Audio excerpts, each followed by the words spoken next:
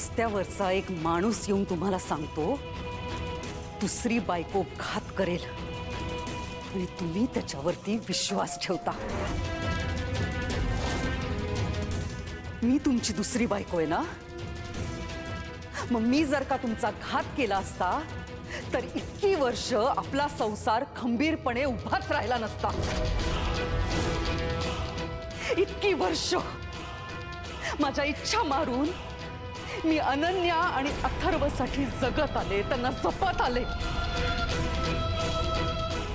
हे सगळं करणं माझ्यासाठी एक खूप मोठी तपश्चर्या होती आणि तुम्ही त्या तपश्चर्येला शून्य ठरवलंत। माझ्यावर शंका घेताय तुम्ही? माझ्यावर? इतकी वर्ष संसार करण्याचं नाटक तर करत नव्हतात ना तुम्ही माझ्यासोबत? अचानक रस्त्यात भेटलेल्या माणसावर तुमचा माझ्यापेक्षा जास्त विश्वास बसलाच कसा दादासाहेब? अथर्वच्या लग्नाच्या बाबतीत तुम्ही नको तितका विरोध केला आणि म्हणून आज ही परिस्थिती उद्भवली आहे। त्याच्या आयुष्याचा खेळ मांडलाय तुम्ही।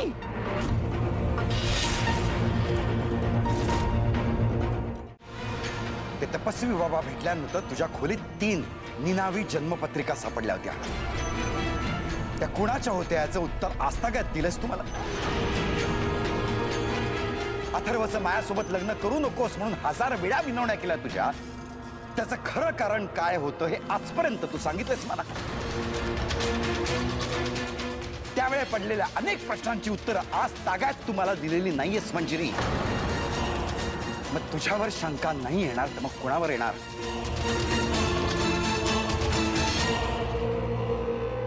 आणखी एक शंका आली नाही तुम्हाला दादासाहेब? दुसरी बायको घात करेल असं म्हणाला होता ना तो साधू? मग तुमची दुसरी बायको की अथर्वची दुसरी बायको?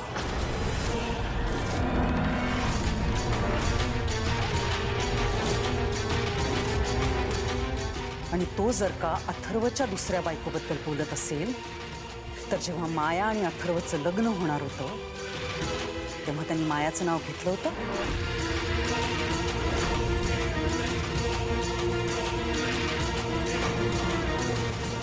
नाही ना? आणि आता अथर्वचं लग्न कोणाशी झालंय?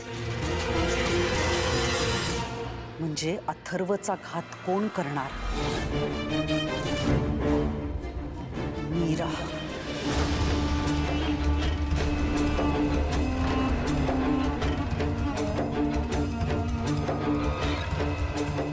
एक दिवस तुमची ही मीराच आपल्या सगळ्यांचा घात करणार।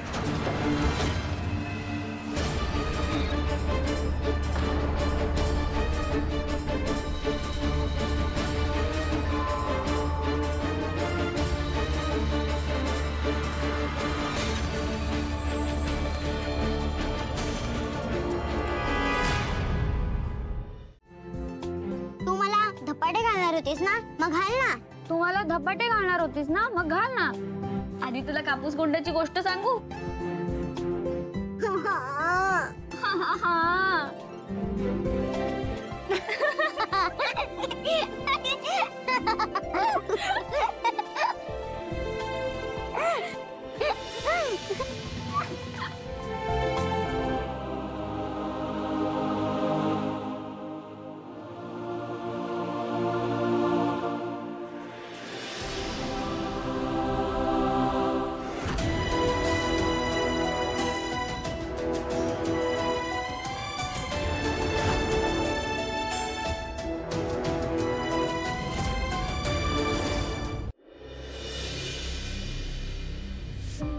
मीरा, तू कायम अथर्वचा फक्त राग पाहिलायस, पण ते खूप प्रेमळ आहेत अगं। तुला आठवतंय पूर्वी जेव्हा मी अथर्वकडे प्रेमाने बघायचे तू किती चुकीचा समज करून घेतला होतास।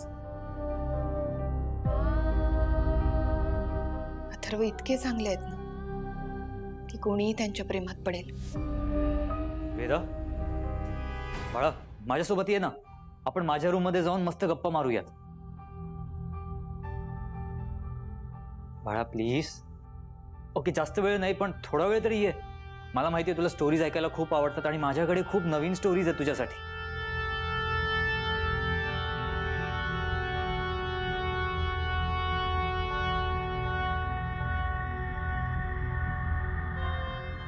मीरा, तू सांग ना, तुझं ऐकेल गती. वेदा बाळा, जा ना, बाबा बोलवत आहेत बघ. नाही, मला नाही जायचं. वेदा बाळा, असं नाही करायचं. बघ बाबा थांबलेत की नाही तुझ्यासाठी. जा. वेदा,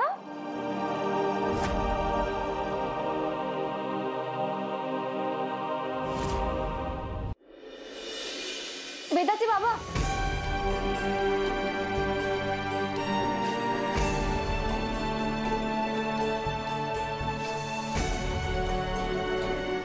कसे बाबा आहात तुम्ही? अहो, वेदा तुमच्याकडे आली नाही ठीक आहे ना, पण तुम्ही वेदापाशी जाऊ शकता.